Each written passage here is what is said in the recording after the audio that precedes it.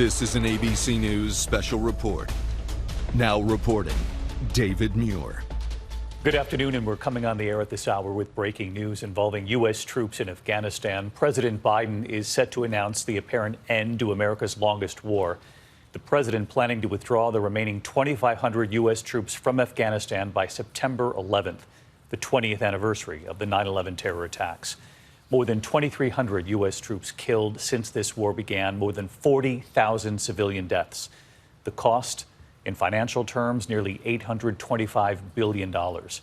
President Biden is expected to underscore that he is now the fourth American president to preside over an American troop presence in Afghanistan. The president now before the podium. Let's listen. I'm speaking to you today from the Roosevelt, the Treaty Room in the White House, the same spot where on October of 2001, President George W. Bush informed our nation that the United States military had begun strikes on terrorist training camps in Afghanistan.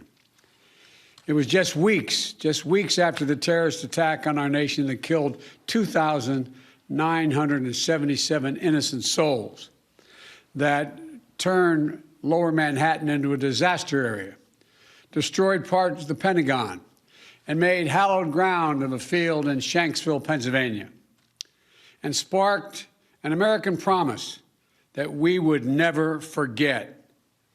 We went to Afghanistan in 2001 to root out al-Qaeda, to prevent future terrorist attacks against the United States planned from Afghanistan. Our objective was clear. The cause was just. Our NATO allies and partners rallied beside us. And I supported that military action along with overwhelming majority of the members of Congress. More than 7 years later, in 2008, weeks before we swore the oath of office, President Obama and I were about to swear, President Obama asked me to travel to Afghanistan and report back on the state of the war in Afghanistan.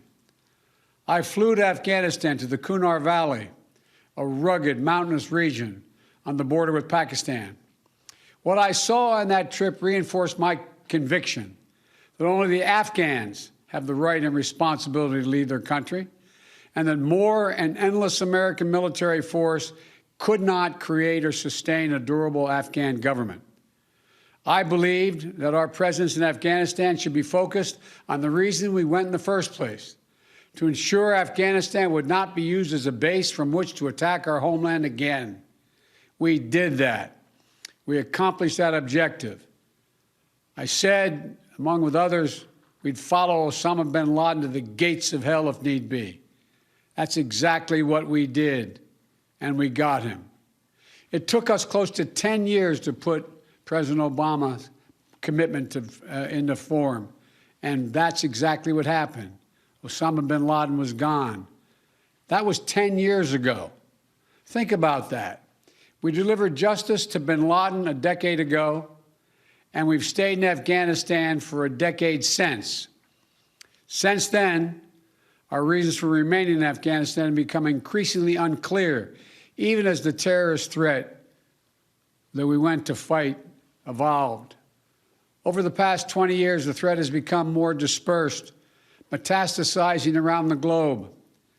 Al-Shabaab in Somalia, al-Qaeda in the Arabian Peninsula, al-Nusra in Syria, ISIS attempting to create a caliphate in Syria and Iraq, and establishing affiliates in multiple countries in Africa and Asia. With the terror threat now in many places, keeping thousands of troops grounded and concentrated in just one country at a cost of billions each year makes little sense to me and to our leaders. We cannot continue the cycle of extending or expanding our military presence in Afghanistan, hoping to create ideal conditions for the withdrawal and expecting a different result. I'm now the fourth United States president to preside over American troop presence in Afghanistan. 2 Republicans, 2 Democrats. I will not pass this responsibility on to a fifth. After consulting closely with our allies and partners, with our military leaders and intelligence personnel, with our diplomats and our development experts, with the Congress and the Vice President, as well as with Mr. Ghani and many others around the world, I've concluded that it's time to end America's longest war. It's time for American troops to come home. When I came to office, I inherited a diplomatic agreement duly negotiated between the government of the United States and the Taliban that all U.S. forces would be out of Afghanistan by May 1, 2021, just 3 months after my inauguration. That's what we inherited, that commitment. It's perhaps not what I would have negotiated myself, but it was an agreement made by the United States government, and that means something. So in keeping with that agreement and with our national interest, the United States will begin our final withdrawal, begin it on May 1 of this year. We'll not conduct a hasty rush to the exit. We'll do it responsibly, deliberately, and safely. And we will do it in full coordination with our allies and partners, who now have more forces in Afghanistan than we do. And the Taliban should know that if they attack us as we draw down, we will defend ourselves and our partners with all the tools at our disposal. Our allies and partners have stood beside us, shoulder to shoulder in Afghanistan for almost 20 years. And we're deeply grateful for the contributions they have made to our shared mission and for the sacrifices they've borne. The plan has long been in together, out together. U.S. troops, as well as forces deployed by our NATO allies and operational partners, will be out of Afghanistan before we mark the 20th anniversary of that heinous attack on September 11th. But we'll not take our eye off the terrorist threat. We'll reorganize our counterterrorism capabilities and the substantial assets in the region to prevent reemergence of terrorists, the threat to our homeland from over the horizon. We'll hold the Taliban accountable for its commitment not to allow any terrorist to threaten the United States or its allies from Afghan soil. The Afghan government has made that commitment to us as well, and we'll focus our full attention on the threat we face today. In my direction, my team is refining our national strategy to monitor and disrupt significant terrorist threats, not only in Afghanistan, but anywhere they may arise, and they're in Africa, Europe, the Middle East, and elsewhere. I spoke yesterday with President Bush to inform him of my decision. While he and I have had many disagreements over policy throughout the years, we're absolutely united in our respect and support for the valor, courage, and integrity of the women and men of the United States Armed Forces who served. I'm immensely grateful for the bravery and backbone that they have shown through nearly 2 decades of combat deployments. We as a nation are forever indebted to them and to their families. You all know that less than 1% of Americans serve in our armed forces. The remaining 99% of them, we owe them. We owe them. They've never backed down from a single mission that we've asked of them. I've witnessed their bravery firsthand during my visits to Afghanistan. They've never wavered in their resolve. They've paid a tremendous price on our behalf. And they have the thanks of a grateful nation. While we'll not stay involved in Afghanistan militarily, our diplomatic and humanitarian work will continue. We'll continue to support the government of Afghanistan. We will keep providing assistance to the Afghan national defenses and security forces. And along with our partners, we have trained and equipped a standing force of over 300,000 Afghan personnel today and hundreds of thousands over the past 2 decades. And they'll continue to fight valiantly on behalf of the Afghans at great cost. They'll support peace talks, as we will support peace talks between the government of Afghanistan and the Taliban facilitated by the United Nations. And we'll continue to support the rights of Afghan women and girls by maintaining significant humanitarian and development assistance. And we'll ask other countries in the region to do more to support Afghanistan, especially Pakistan, as well as Russia, China, India, and Turkey. They all have a significant stake in the stable future for Afghanistan.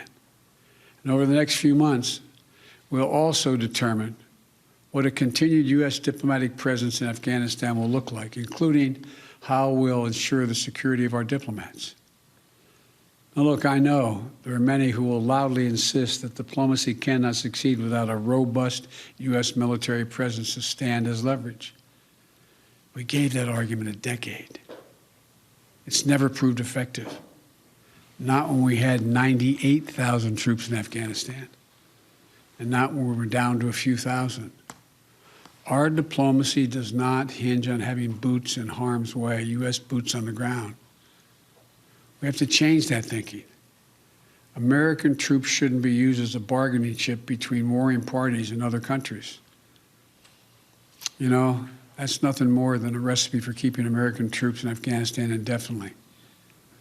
I also know there are many who will argue that we should stay fighting in Afghanistan because withdrawal would damage America's credibility and weaken America's influence in the world.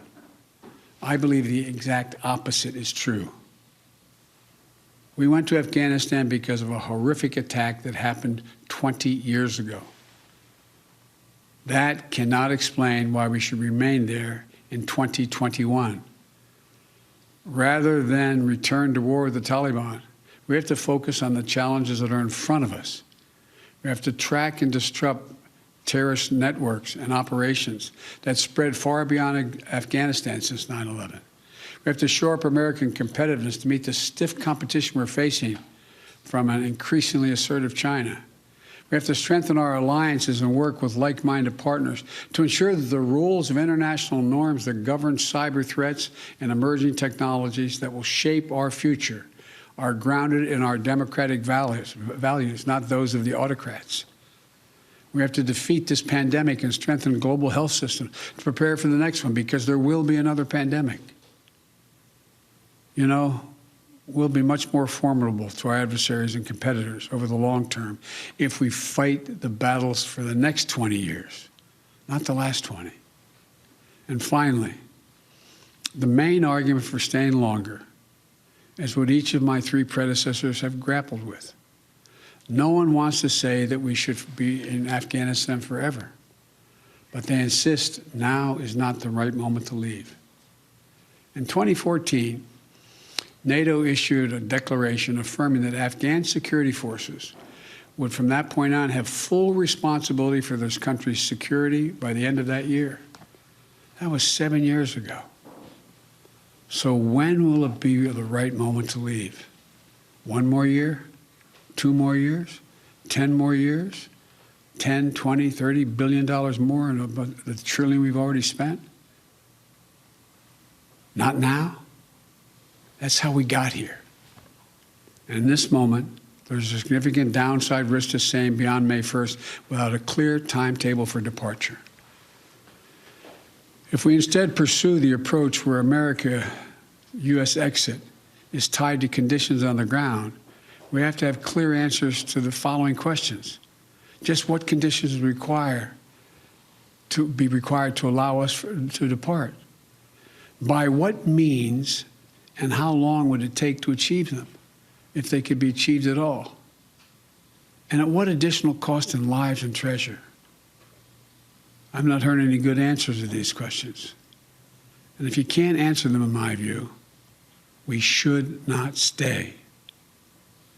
The fact is that later today, I'm going to visit Arlington National Cemetery, Section 60. In that sacred memorial to American sacrifice, Section 60 is where our recent war dead are buried, including many of the women and men who died fighting in Afghanistan and Iraq. There's no comforting distance in history in Section 60. The grief is raw. It's a visceral reminder of the living cost of war. For the past 12 years, ever since I became vice president, I've carried with me a card that reminds me of the exact number of American troops killed in Iraq and Afghanistan.